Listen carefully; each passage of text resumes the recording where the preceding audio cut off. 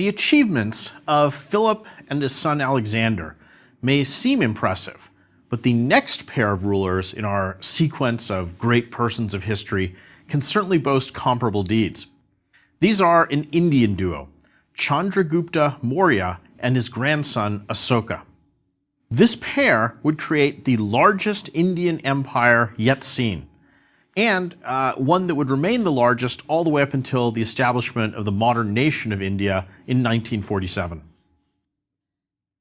After the death of Alexander the Great in 323 BC, his huge empire immediately fragmented. Each of his generals basically grabbed as big a chunk of territory as he could and set himself up as its ruler. And these self-styled kings and their descendants then spent approximately the next 300 years constantly fighting with one another. Each one of these men dreamed of being the next Alexander, the man who could once again piece together all these parts of Alexander's empire. But none of them ever come close.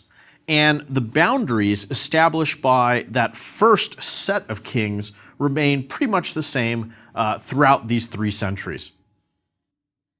Of the dozen or so kingdoms which came out of the disintegration of Alexander's empire, there's 3 that are larger and more significant than the others. First of all, Egypt, always geographically distinct, was seized by a Macedonian general named Ptolemy, and he and his heirs ruled as pharaohs over what became known as the Ptolemaic Empire. Secondly, Asia Minor and the eastern coast of the Mediterranean were grabbed by another general whose name was Antigonus Monophthalmus, which means Antigonus the One-Eyed, because he sure enough had just one eye, and he established the Antigonid kingdom. Third, the core of the old Persian Empire, Mesopotamia and some of the surrounding regions, that gets taken over by a general named Seleucus, and he founds the Seleucid dynasty. Macedonia and parts of Greece fell to a relatively minor general named Cassander. In the Eastern Mediterranean and the Near East, the 3 centuries from the death of Alexander in 323 until the conquest of the last of these kingdoms by Rome in 31 BC are called the Hellenistic era. The actual Greek term for Greece is Hellas, and so the name of this era reflects the fact that Greek culture dominates throughout these areas as a result of its spread by Alexander. And the Hellenistic era is a time of just near constant warfare among the successor kingdoms, and accordingly it's a time of considerable injustice and widespread slavery. As for northern India, after the death of Alexander, it reverts back to a number of relatively small kingdoms ruled mostly by indigenous leaders. According to at least one historical source, when Alexander had been in India, he had met with a group of local princes, and among these was a young man named Chandragupta Maurya. This young prince was fated to create the next great empire. And there's a lot of stories about Chandragupta's childhood and his young adulthood, and to be honest, most of those seem like later legends rather than really historically reliable accounts. But it does seem clear that by young adulthood, Chandragupta had already embarked on a successful career of conquest, which would eventually see him uniting most of those little kingdoms of northern India together. And it's suggestive that the very first Indian empire emerges not long after Alexander had made his incursion into India. And this has led some scholars to argue that Alexander's empire actually provided an inspiration for Chandragupta by providing a model for how a ruler could unite many small states into a single large one. Chandragupta's empire was centered on the Ganges River Valley, but very soon he expanded its borders by conquest to include the Indus River Valley as well. And eventually the entire Indian subcontinent fell under his control, except for the very southernmost tip. In the north, he pushed up into regions which were controlled by the successors to Alexander.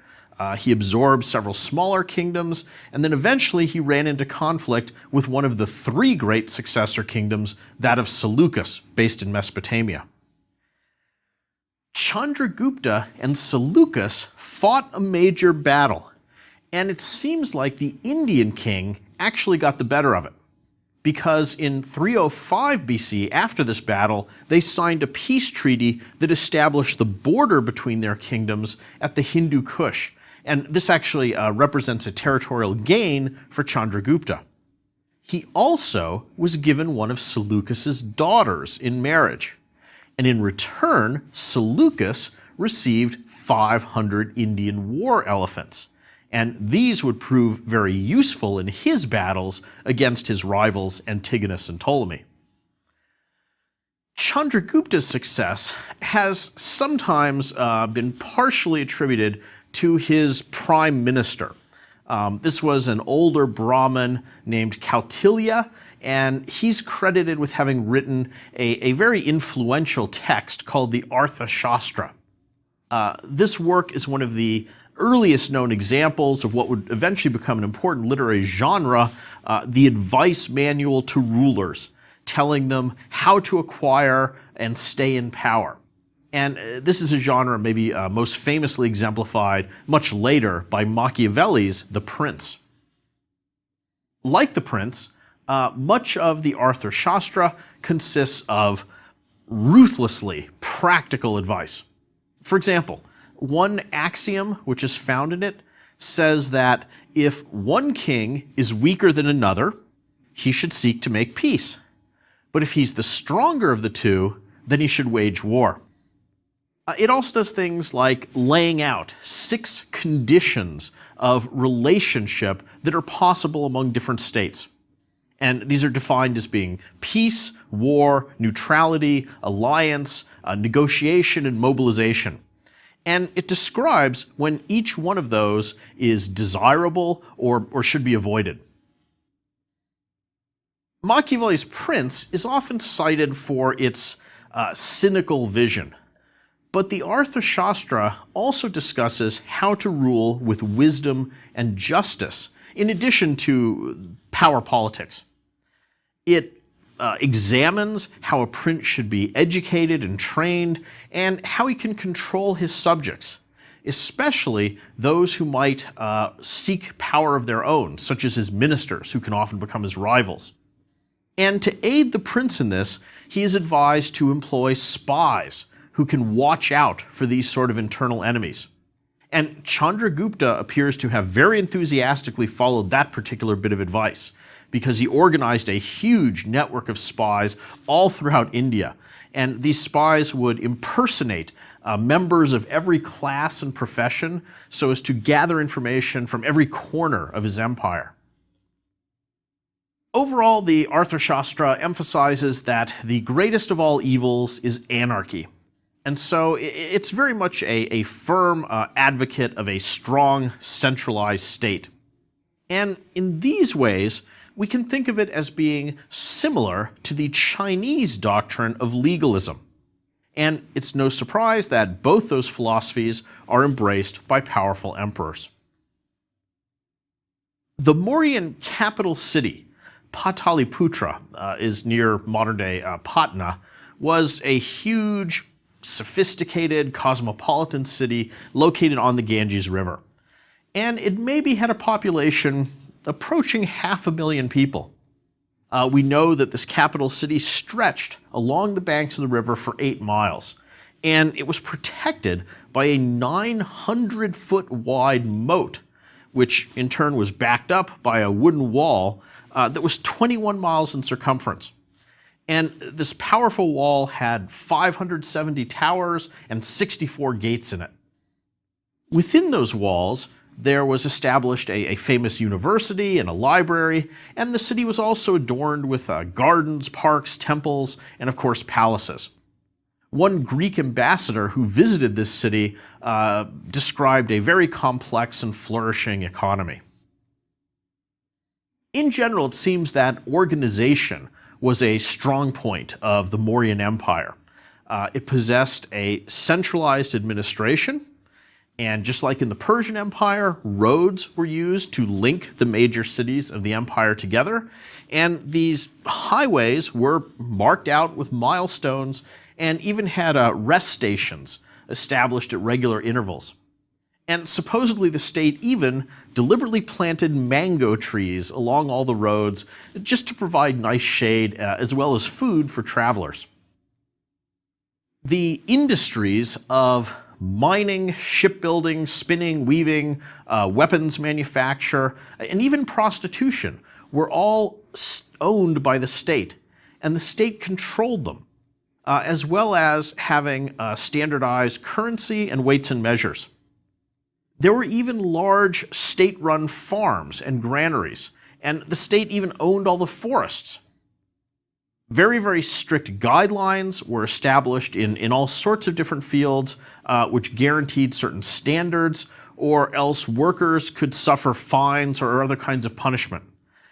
For example, even people who washed clothing could be penalized if they didn't beat the laundry against smooth stones. Doctors whose patients died because of bad treatment or neglect could also be punished, and this seems to be an early instance of a notion of malpractice.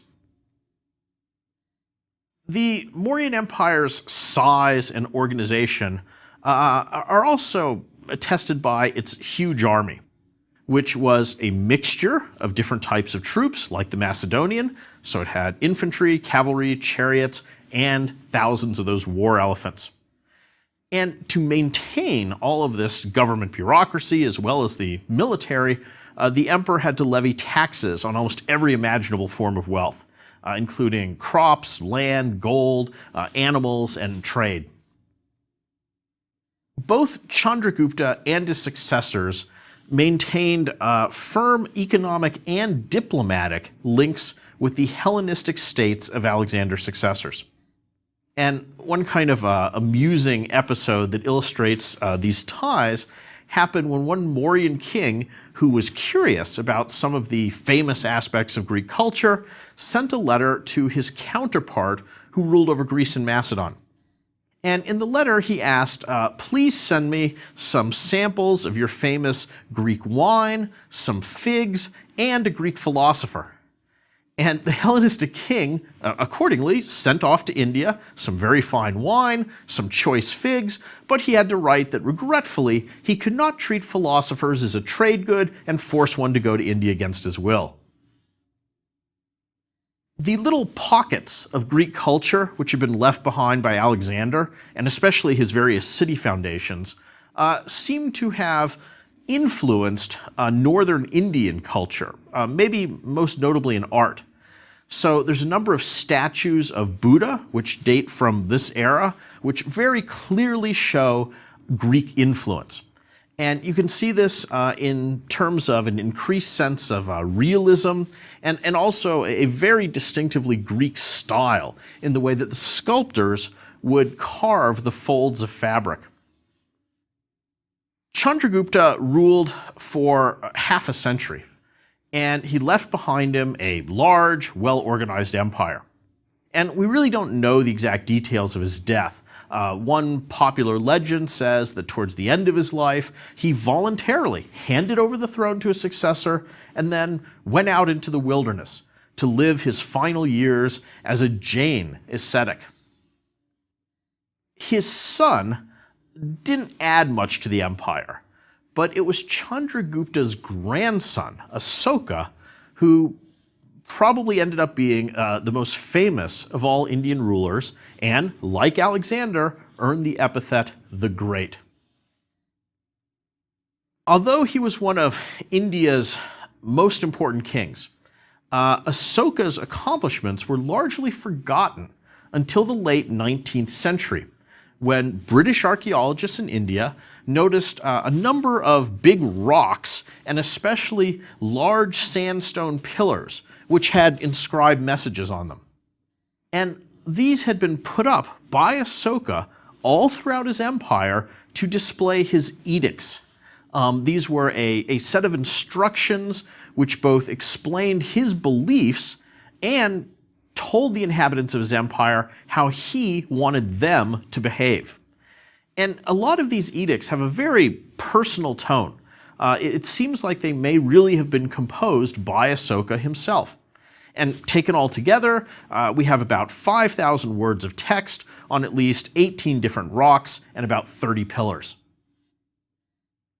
To become king, Ahsoka had to emerge as the victor from a group of rivals who were all claiming the throne.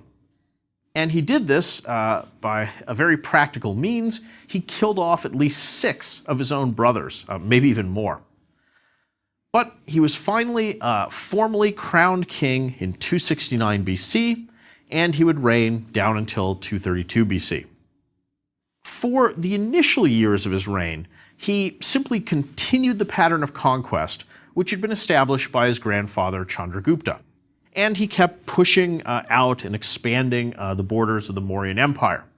And Ahsoka turned out to be a very formidable warrior himself. He was a skillful general in these various campaigns. He was also, like his grandfather, ruthless. And many of these military expeditions resulted in the deaths of tens of thousands of people. The key turning point in his life happened during a particularly bloody conflict called the Kalinga War. And supposedly 100,000 people were killed in this campaign, and another 150,000 enslaved. And after Ahsoka firsthand witnessed the terrible suffering that was produced by his military campaigns, he seems to have had an abrupt change of heart. He renounced warfare, and he embraced the concept of nonviolence.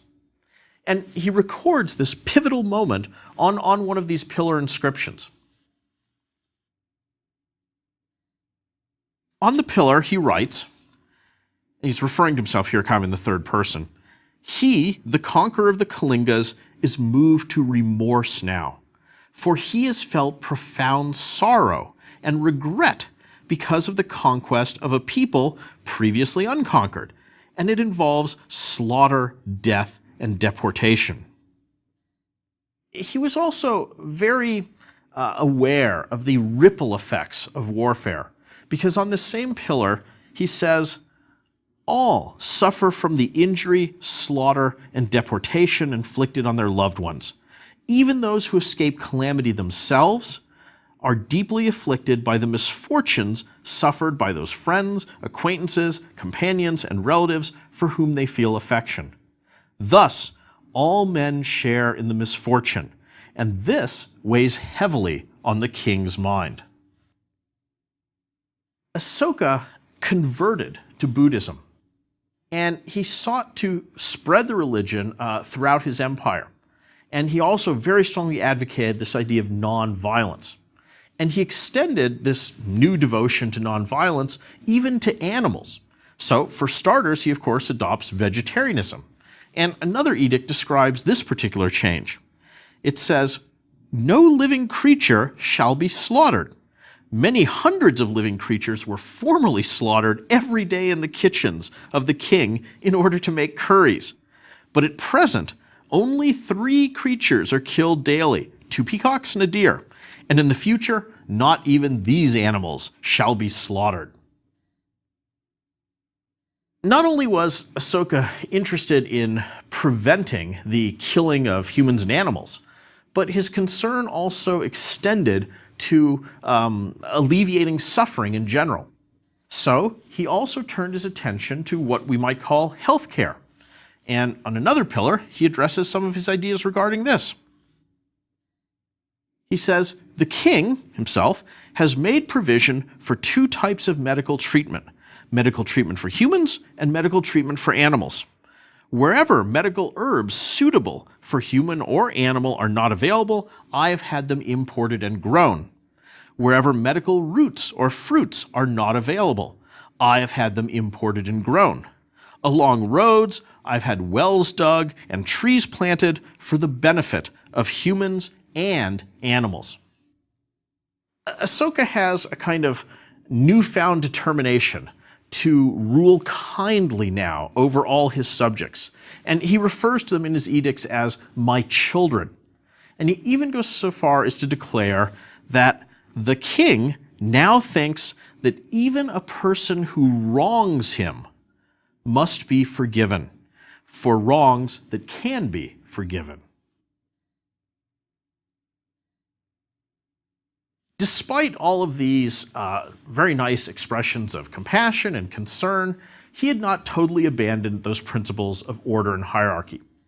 So in the edicts, he warns his children, especially those that he has recently conquered, that he still has both the will and the power to punish, and so he urges them, don't commit any crimes that will result in your execution.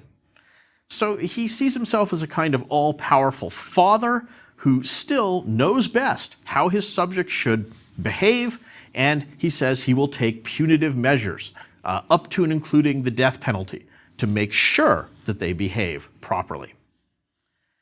By setting up these pillars with his beliefs all throughout his kingdom, Ahsoka seeks to inform his subjects of his policies. But he also enacted other edicts aimed at this same goal. So he appointed numerous officials who were charged with the spreading and enforcement of Dharma. Dharma is, again, the ethical performance of your duties. And these men were supposed to travel all throughout his empire and make sure that local officials acted righteously and in accordance with his edicts. Ahsoka also sent missionaries to spread Buddhism throughout Asia. And among these were his own son and daughter who went to Sri Lanka.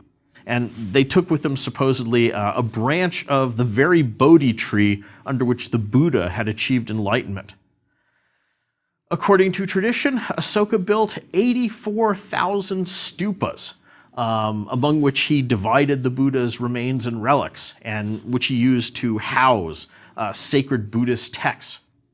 And he replaced the annual royal hunt, in which lots of animals were killed, with a pilgrimage of religious law, during which he himself traveled all around his empire as a kind of super Dharma enforcement official. And finally, despite his desire to spread Buddhism, Ahsoka advocated tolerance of other religions. Another one of his edicts reads, "The king honors men of all faiths. The faiths of others all deserve to be honored for one reason or another. By honoring them, one exalts one's own faith. If a man extols his own faith and disparages another because of his devotion to his own and because he wants to glorify it, he seriously injures his own faith." Ahsoka kept the Mauryan Empire unified during his reign, but like Alexander, it didn't outlast his death. And just as Alexander's generals fought over the remains of his empire, Ahsoka's many sons argued over who should take over after him, with the inevitable result that the empire went into decline. Pretty soon, it fragmented, different territories split off and reasserted their independence, long-standing feuds among different regions revived. And in 184 BC, the very last ruler bearing the Mauryan name was murdered by one of his own generals. After the Mauryan Empire had fallen apart, throughout pretty much all of the Indian subcontinent, there were just local kings or rajas ruling over their little kingdom and squabbling constantly with their neighbors. Whereas Ahsoka's grand dream of unification very quickly disappeared, his pillars have remained as statements of his ideas. And known for their very highly polished, really glossy surfaces, and the animals, statues of animals which sit on top of them, some of these are as much as 40 feet high and can weigh up to 50 tons. And probably the nicest looking and the most famous Ahsokan column capital is from a place called Sarnath. and it consists of 4 very noble-looking lions who sit on top of a circular platform. And that platform, in turn, rests on top of an inverted lotus. And the lotus is an important Buddhist symbol. The lotus grows out of slime, but then blossoms into a beautiful white flower. And so this is seen as reflecting the soul's triumph over the earthly. And today, those lions from that column are the official emblem of the modern Republic of India. Ashoka really was a remarkable ruler for his attempt, at least successful during his lifetime, to govern a large, ethnically, geographically diverse empire in an ethical manner. And his guiding principles are concisely expressed in a Buddhist riddle which was found among some of his edicts. And this says, "The Dharma is excellent, but wherein consists the Dharma? In these things, little impiety, many good deeds, compassion, liberality, truthfulness, and purity." In turn, the world that Ashoka wanted to create can also be summed up with one final quotation from his edicts. King Ashoka desires security, self-control, impartiality, and cheerfulness for all living creatures. Now, a cynical observer might note at this point that it was probably easy for Ashoka to advocate all these nice high-minded principles after he had brutally eliminated and killed everybody who would oppose him in the early stages of his reign. And there's some truth to that. But nevertheless, for any absolute ruler to actively endorse and promote these sorts of positive virtues on a society-wide basis is something that's relatively rare. Philip of Macedon and Chandragupta were both tough-minded and ruthless empire builders who made use of efficient militaries to carve out big empires. Their respective heirs, Alexander and Ashoka, both began their careers as great warriors and conquerors. But after having established their empires, both of these men went on to display a kind of broader vision of what an empire could be. And both seem to have had a genuine concern with creating a society that was about something more than just wealth and power.